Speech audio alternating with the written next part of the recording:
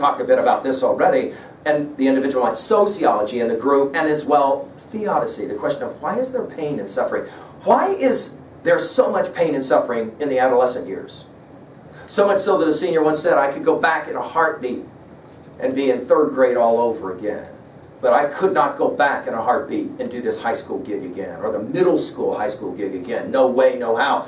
Too much pain. Why? And is there any sense of it at all? That's just part of the text. And then, of course, at 2B, themes messages, or 2A, themes messages. At 2B, we're asking the rhetorical question. Here we'll concentrate on 2, symbolism and irony, because we're going to see a lot of both in this novel. And then finally, at level 3, we're going to ask, how can I relate to this information? First of all, into other texts that we've been working with. And again, my assumption is you've been following us at LearnStrong.net. I'm going to make references to a whole lot of the titles that we've been working with, and as well, titles still left to come. Certainly, we're going to be studying and looking at T.S. Eliot's Wasteland, 1922. And on LearnStrong.net, we have full lectures on every line of that poem.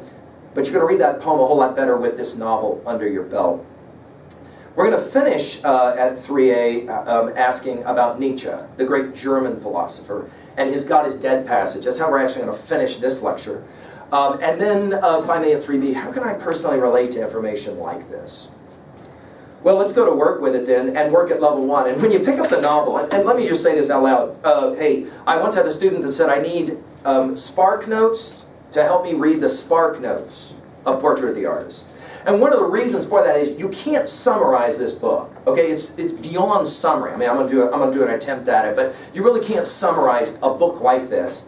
Let me just give you an example. What kind of novel begins with this as its opening lines? I mean, you pick the book up, you open to the first page. That's how you're supposed to read a book. That's what they taught us in middle school, right? And you read this: Once upon a time, and a very good time it was, there was a moo cow coming down along the road. And this moo cow that was coming down along the road met a nice little boy named Baby Taco. His father told him that story. His father looked at him through a glass. He had a hairy face. He was a baby Taco. The moo cow came down the road where Betty Brine lived. She sold lemon plats. Oh, the wild rose blossoms on the little green place. This is in italics. He sang that song. That was his song. Oh, the green wath both. When you wet the bed first, it is warm. And then it gets cold. His mother put him on the oil sheet. That had the queer smell. His mother had a nicer smell than his father. She played on the piano. The sailor's hornpipe for him to dance. He danced. And then you have a series of letters. Tra-la-la-la-la-la, tra-la-la-la-la-la. Until Charles and Dante clapped. They were older than his father and mother, but Uncle Charles was older than Dante. Dante had 2 brushes in her press. The brush with the maroon velvet back was the Michael Davitt, and the brush with the green velvet back was for Parnell. Dante gave him a Chacot every time. He brought her a piece of tissue paper. The Bankses lived in number 7. They had a different father and mother. They were Eileen's father and mother. When they were grown up, he was going to marry Eileen. He hid under the table. His mother said, oh, Stephen will apologize. Dante said, oh, if not, the eagles will come and pull out his eyes. And then in italicized, pull out his eyes, apologize, apologize, pull out his eyes, apologize, pull out his eyes, pull out his eyes, apologize. The opening lines of this, can you understand why some students pick this up? They read the first page and they say, not for me, thanks. Now the book starts to look a little bit more like a normal novel in the next line. The wide playgrounds were swarming with boys. All were shouting, and the prefects urged them on with strong cries. The evening air was pale and chilly, and after every charge and thud of the footballers, the greasy leather orb flew like a heavy bird through the gray light. And of course, all of a sudden, this simile, like a heavy bird in gray light, we think about the fact that our hero's name is Stephen Daedalus. Let's go ahead and put it in our notes. This is who we're going to meet as a young boy, Stephen Daedalus. Now, of course, the minute you see the word Daedalus, you know we are in Greek mythic area, right? In fact, in 303, we call it the Daedalus Club, and now some of you are going to understand why, okay? Stephen Daedalus, of course, Daedalus was the father of the son Icarus, who didn't listen to his father, flew too close to the sun, and got jacked. You'll maybe remember that story, right? Well, let's do a quick summary at level 1 of this novel. We have a young boy, Stephen Daedalus, growing up in Ireland into the 19th century, right? Gradually, he will decide to cast off his social, his familial, and his religious. That's a big one. Circle it. Constraints. He's going to live a life devoted to the art of writing. In other words, he's going to become a poet. We see him first as a young man. I just mentioned this one. Stephen's Catholic faith, Irish nationality, heavily influence him. Okay. He attends this strict religious boarding school called Conglos Wood College.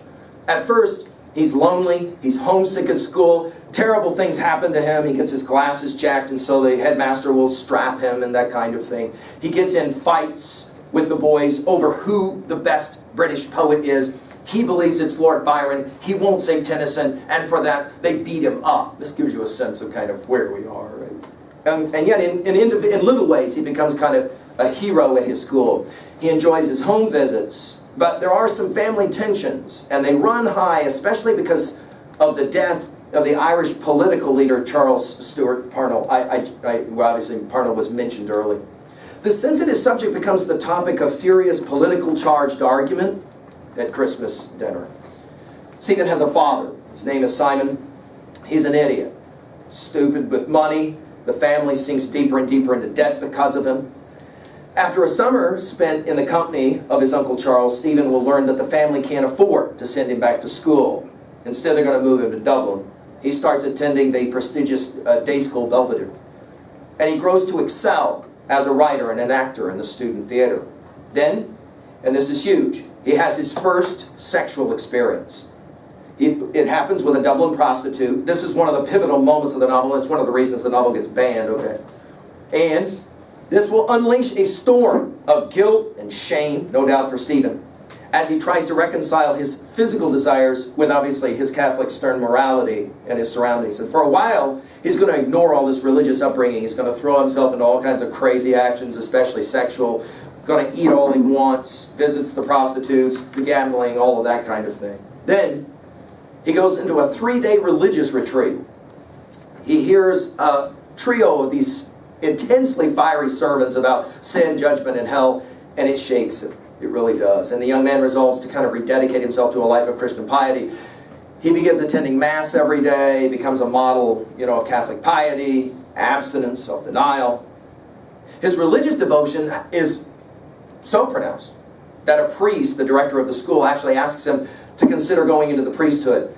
He considers it for a while, and then he realizes the austerity of the priestly life utterly not going to work with the life of the poet and his love of sensual beauty. That day, this is the epiphany moment, Stephen learns from his sister that the family is going to be moving, again for financial reasons. He awaits the news about his acceptance to university. He goes for a walk on the beach, and he observes this young girl walking in the tide. And this is the pivotal epiphany moment for him. He's struck by her beauty, and he realizes in a moment, again, a moment of epiphany, that love and desire of beauty should not be a source of shame. I'll say it again, it's huge, write it down. Love and the desire for beauty, aesthetics, should not be a source of shame. He resolves to live his life to the fullest. He vows not to be constrained by the boundaries of family, nation, religion. He moves on to the university, develops a strong friendship or two, and especially comes close with a man named Cranley. We have a series of conversations, and these are ones that can't be summarized. You'll just have to read them for yourself, where he works out his theory of art, and that's an important reason to read this book. He's dependent on his friends as listeners. He's determined to create an independent existence, to be liberated from the expectations of family and friend, and finally he becomes even more and more determined to free himself from all pressures, especially and eventually even leaving Ireland to escape.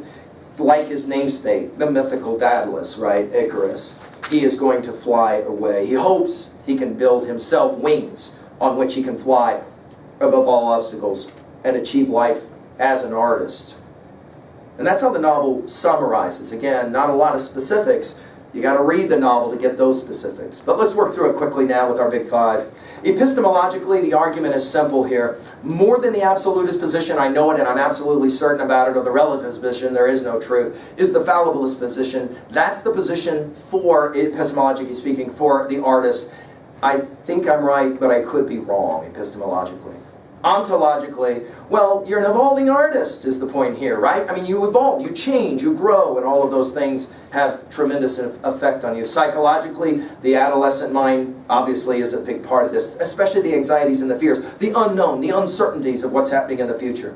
Sociologically, the inability of the group to accept the poet is big, and of course, exile is coming. And then theodicy, it's pretty clear that what Stephen comes to realize is that he can't ask, why is this happening to me? He's got to learn to ask, why is this happening for me? But that's a learning process.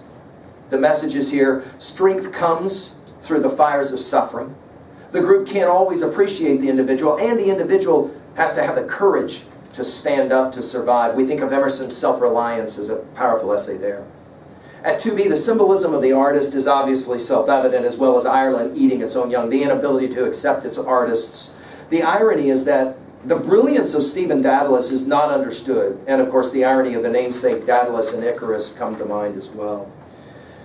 Well, 3a, and how are we going to relate this to other titles? All of our epics that we've studied will play into this game. Ulysses in 1922, we mentioned Wasteland, T.S. Eliot's 4 quartets as well. Think of Salinger's Catcher in the Rye. That's an important title of Bildungsroman Roman of the 20th century that will borrow heavily from this novel. And finally, at 3b, this question: what's the hardest thing about growing up for you? How about this one? Do you think artists are born or are they made?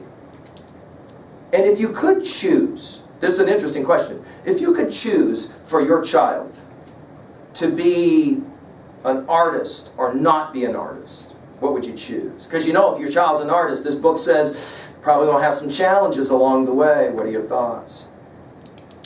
Well, the notion of challenging the system is best represented for Joyce by the great Nietzsche. And so we'll finish with just a reading of the madman passage, as it's often referred to, from Gay Science, passage 125. We'll come back to that one and we'll do a bit of work on that one, okay, in a bit. Thank you.